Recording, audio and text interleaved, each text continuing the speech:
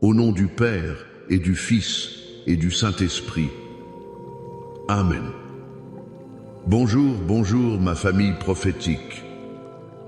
Que la paix du Seigneur, la paix qui surpasse toute intelligence, soit sur toi, sur ta maison, sur tes enfants, en ce début de journée. Je veux prendre un instant, juste avant que nous n'entrions dans la parole, pour ériger une muraille de feu autour de toi. Père céleste, au nom puissant de Jésus-Christ de Nazareth, je te présente mon frère, ma sœur, qui est connecté en ce moment. Je nous place, toi et moi, sous l'abri du Très-Haut. Je nous couvre entièrement par le sang précieux de l'agneau, le sang qui a coulé à la croix du calvaire pour notre rédemption, pour notre guérison, pour notre protection. Je déclare que ce sang, qui parle de meilleure chose que le sang d'Abel, est maintenant sur le linteau de la porte de ta maison. Il est sur ton front, sur ton cœur, sur tes mains. Il couvre tes finances, il couvre ton mariage, il couvre tes projets. Aucune arme forgée contre toi ne pourra prospérer ce jour. Toute langue qui s'élèvera en justice contre toi, nous la condamnons maintenant au nom de Jésus. Je déclare que la flèche qui vole de jour, la peste qui marche dans les ténèbres, la contagion qui frappe en plein midi ne t'atteindront pas. Tu es scellé, tu es protégé, tu es mis à part par le sang de Jésus. Esprit de Dieu, Saint-Esprit, nous t'invitons. Viens, prends toute la place. Ceci n'est pas mon moment, c'est ton moment.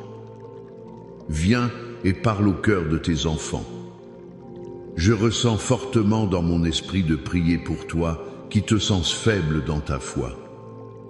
Toi qui, hier encore, te disais « Seigneur, je crois, mais viens au secours de mon incrédulité. » Toi qui te sens comme une barque battue par les vagues du doute, de l'inquiétude, de l'anxiété. L'ennemi a murmuré à ton oreille que Dieu t'a oublié, que ta situation est sans espoir. Au nom de Jésus, je viens briser ce mensonge maintenant. La parole de Dieu nous dit dans Jacques, chapitre 1, que celui qui doute est semblable au flot de la mer, agité par le vent et poussé de côté et d'autre. Mais aujourd'hui, le Seigneur veut ancrer ta foi. Il veut la rendre solide comme un roc. Je déclare sur toi, au nom de Jésus, que l'esprit de doute et de peur te quitte maintenant. Reçois un esprit de foi, un esprit de force, un esprit de puissance et d'amour, au nom de Jésus-Christ. Avant que nous n'ouvrions les Écritures, ma famille prophétique, je te demande une chose. Si tu es béni par ce moment, clique sur le bouton « J'aime ». Écris dans les commentaires. Ma foi est solide en Christ. Abonne-toi pour ne rien manquer de ce que Dieu fait au milieu de nous. Et le plus important, je te demande de partager ce direct avec 7 personnes maintenant. 7 est le chiffre de la perfection divine. Il y a 7 personnes dans ton entourage dont la foi a besoin d'être fortifiée. Sois un canal de bénédiction pour elles. Et je te fais une promesse. À la fin de ce temps, je prierai spécifiquement pour tous ceux dont la foi est attaquée à cause d'un désert financier ou d'un rapport médical négatif. Reste jusqu'à la fin, ta percée est en chemin. Le thème de notre prière et de notre exhortation ce matin est « Je proclame une foi solide ». Nous allons nous appuyer sur 2 piliers de la foi, 2 psaumes qui ont soutenu des générations de croyants, le psaume 23 et le psaume 91. Le premier fondement d'une foi solide, c'est de savoir qui est ton berger. Le psaume 23 commence par une déclaration qui change tout. David ne dit pas « Je pense que l'Éternel est mon berger » ou « J'espère que l'Éternel est mon berger ». Il déclare avec une certitude absolue L'Éternel est mon berger, je ne manquerai de rien. La solidité de ta foi ne dépend pas de la force de ta prise sur Dieu, mais de la force de sa prise sur toi. Elle ne dépend pas de tes capacités, mais de son identité. Regardons cela de plus près. L'Éternel est mon berger. Qui était David? David était un berger. Il savait ce que ce mot signifiait. Un berger ne se contente pas de regarder ses brebis de loin. Il vit avec elles. Il les protège des lions et des ours, comme David l'a fait. Il les conduit vers de verts pâturages, c'est-à-dire là où se trouve la nourriture. Il les mène près des eaux paisibles, là où elles peuvent s'abreuver en toute sécurité. Le berger est le protecteur, le pourvoyeur et le guide de son troupeau. Quand tu déclares l'Éternel est mon berger, tu déclares qu'il est ton protecteur personnel, ton pourvoyeur personnel, ton guide personnel. Il n'est pas un berger, il est mon berger. C'est une relation intime, exclusive. Et la conséquence de cette relation est radicale. Je ne manquerai de rien. Attention. Cela ne veut pas dire que tu auras tout ce que tes caprices désirent. Cela signifie que tout ce qui est nécessaire à ta vie, à ta destinée, à ton bien-être spirituel, émotionnel et physique ne te fera jamais défaut. Pourquoi? Parce que la source de ta provision n'est pas ton compte en banque, ce n'est pas ton employeur, ce n'est pas le gouvernement. La source de ta provision, c'est le berger lui-même. Je me souviens d'une sœur dans l'église qui avait perdu son emploi. La panique commençait à s'installer. Elle regardait son frigo qui se vidait, les factures qui s'accumulaient. La voix de l'ennemi lui disait « Tu vas manquer, Dieu t'a abandonné ». Et pendant la prière, le Saint-Esprit lui a rappelé cette parole « L'Éternel est ton berger ». Elle a commencé à changer sa confession. Au lieu de dire « Je n'ai pas de travail », elle a commencé à déclarer « L'Éternel est mon berger, je ne manquerai de rien ». Quelques jours plus tard, de façon totalement inattendue, une ancienne collègue l'a appelée pour lui proposer un poste encore meilleur que celui qu'elle avait perdu. Pourquoi?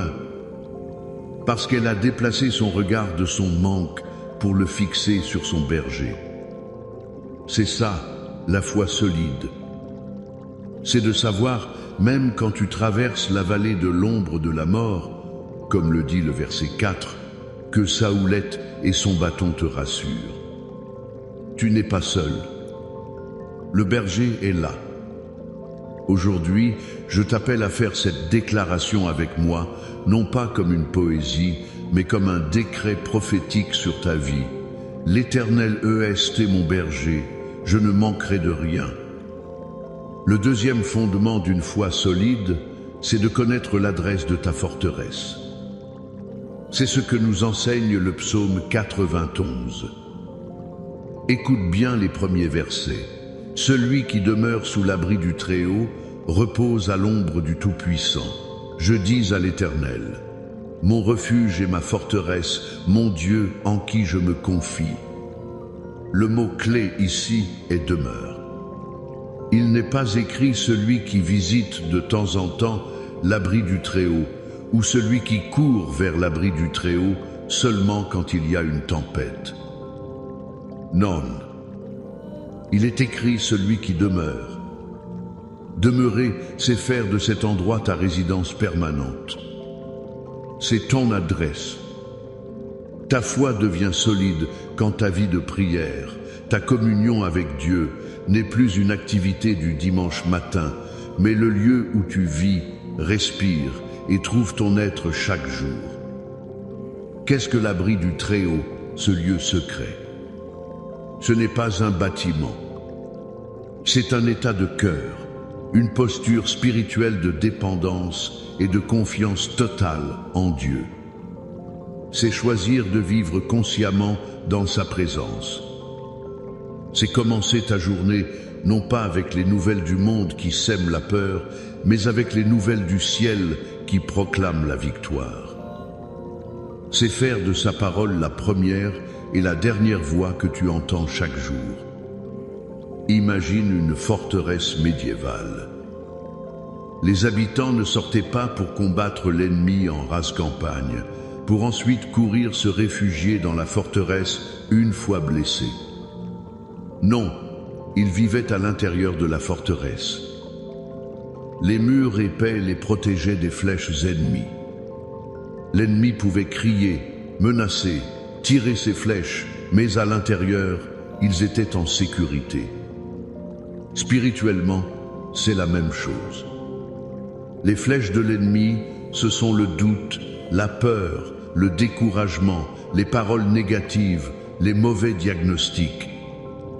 Si tu ne demeures pas dans l'abri du Très-Haut, ces flèches t'atteignent et affaiblissent ta foi. Mais quand tu fais de sa présence ta demeure, tu reposes à l'ombre du Tout-Puissant. Son ombre te couvre. Les flèches sont lancées, mais elles ne peuvent pas t'atteindre. L'application pratique est simple. Où passes-tu le plus de temps mentalement et spirituellement? Dans la présence de Dieu ou dans la présence de tes problèmes? Nourris-tu ta foi avec la parole ou nourris-tu ta peur avec les soucis? La solidité de ta foi est directement proportionnelle au temps que tu passes à demeurer. C'est pourquoi le psalmiste peut dire avec assurance: je dis à l'Éternel, mon refuge et ma forteresse, mon Dieu en qui je me confie. Il ne fait pas que le penser, il le dit, il les proclame. Ta bouche est un instrument de pouvoir. Cesse de décrire la taille de tes montagnes et commence à parler à tes montagnes de la grandeur de ton Dieu. C'est cela, vivre dans la forteresse.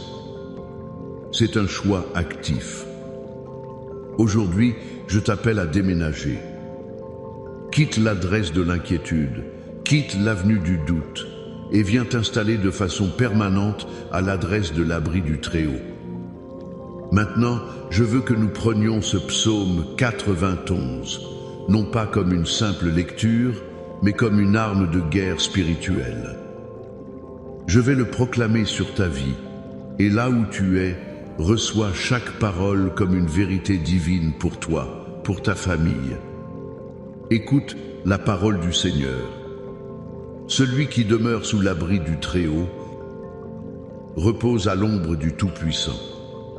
Je dis à l'Éternel, mon refuge et ma forteresse, mon Dieu en qui je me confie, car c'est lui qui te délivre du filet de l'oiseleur, de la peste et de ses ravages.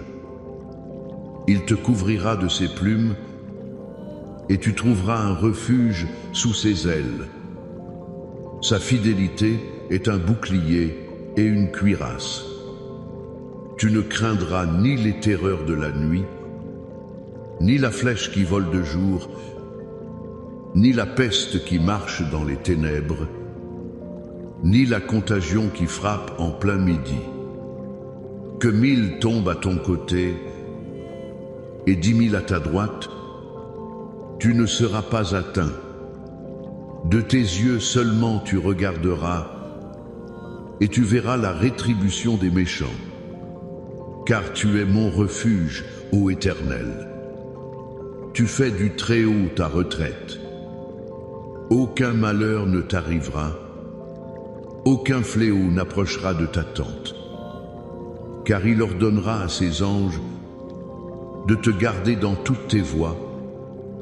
Ils te porteront sur les mains, de peur que ton pied ne heurte contre une pierre. Tu marcheras sur le lion et sur l'aspic, tu fouleras le lionceau et le dragon.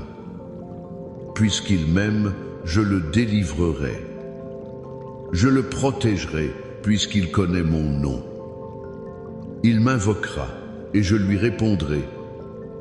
Je serai avec lui dans la détresse.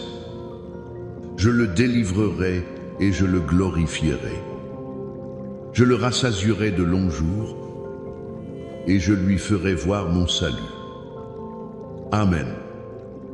Reçois cette parole. Celle-là dans ton cœur.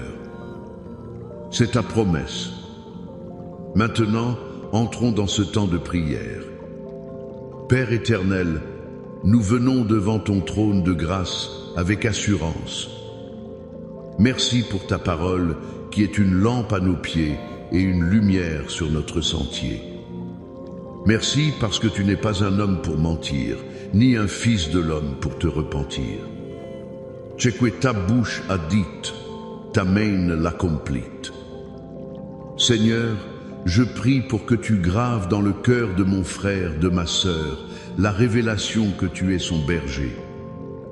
Pour celui ou celle qui se sent comme une brebis perdue, sans direction, je prie que maintenant même, il entende ta voix l'appeler par son nom. Ramène-le dans ton pâturage. Pour celui qui traverse la vallée de l'ombre de la mort, la vallée du deuil, de la dépression, de la maladie, je déclare que ta présence le console et le rassure. Que ta houlette le défende contre toute attaque de l'ennemi et que ton bâton le guide vers la sortie du tunnel. Fais-lui voir la table que tu dresses pour lui en face de ses adversaires. Ouvre ses yeux pour qu'il voie la provision là où il ne voyait que le manque. Père, je prie pour que chacun de nous apprenne à demeurer sous ton abri. Pardonne-nous pour les fois où nous avons fait de toi une option d'urgence plutôt que notre résidence permanente. Apprends-nous à chercher ta face et non seulement tes mains. Que notre premier réflexe le matin ne soit pas notre téléphone mais ton trône. Que notre dernière pensée le soir ne soit pas nos soucis mais ta fidélité. Construis en nous une discipline spirituelle qui fait de ta présence notre forteresse inébranlable, au nom de Jésus. Et maintenant, comme je l'ai promis, je prie pour toi dont la foi est ébranlée par une situation financière critique. Toi qui regardes tes dettes s'accumuler, qui ne sais pas comment tu vas payer ton loyer ou nourrir ta famille. Au nom de Jésus-Christ de Nazareth, je prends autorité sur l'esprit de manque, l'esprit de pauvreté, l'esprit de dette qui a tourmenté ta vie et ta lignée familiale. Je le lis et je lui ordonne de te lâcher maintenant. Je brise le cycle de presque, le cycle du pas assez. Je déclare sur toi le psaume 23. L'Éternel est ton berger, tu ne manqueras de rien. Je prophétise sur tes finances maintenant. J'appelle des portes à s'ouvrir là où il n'y avait que des murs. J'appelle la faveur divine sur tes CV, sur tes entretiens, sur tes projets d'entreprise. Je déclare des chèques inattendus, des dettes annulées, des contrats signés, des promotions surnaturelles. Je déclare que l'argent vient à toi maintenant, du nord, du sud, de l'est et de l'ouest, pour l'avancement du royaume de Dieu. Reçois ta percée financière au nom puissant de Jésus. Je prie pour toi maintenant, qui as reçu un rapport médical négatif. Le médecin a prononcé un mot, un diagnostic, et la peur a saisi ton cœur. Ta foi vacille. Écoute-moi. Le rapport du médecin est un fait, mais la parole de Dieu est la vérité. Et la vérité l'emporte toujours sur les faits. La vérité est qu'il y a plus de 2000 ans, sur la croix, Jésus a pris tes infirmités et s'est chargé de tes maladies. La vérité est qu'il est écrit dans Ésaïe 53 et confirmé dans 1 Pierre 2. Par ses meurtrissures, nous sommes guéris. Ce n'est pas nous serons, c'est nous sommes. C'est un fait accompli. Alors, au nom de celui qui est le grand médecin, Jésus-Christ, je parle à ton corps maintenant. Je commande à toute cellule cancéreuse de mourir. Je commande à toute tumeur de sécher à la racine. Je commande à la douleur de partir. Je commande aux organes défaillants de se régénérer et de fonctionner selon le plan parfait de Dieu. Je commande au diabète, à l'hypertension, à l'arthrite, à toute maladie chronique de quitter ton corps. Je déclare la guérison divine, de la tête aux pieds, au nom de Jésus. Reçois ta guérison. Je prie pour ta famille. Là où il y a la division dans ton mariage, je libère l'esprit d'unité et de réconciliation. Pour tes enfants qui se sont éloignés de Dieu, je les appelle à revenir à la maison du Père, comme l'enfant prodigue. Je brise toute chaîne de dépendance, de rébellion, de mauvaise compagnie, au nom de Jésus. Je déclare sur ta semaine une semaine de victoire. Une semaine de portes ouvertes, une semaine de témoignages. Ce que l'ennemi avait prévu pour ton mal, Dieu le change en bien. Tu ne seras pas la victime, tu seras le vainqueur. Tu ne seras pas la queue, tu seras la tête. Maintenant, reçois cette bénédiction.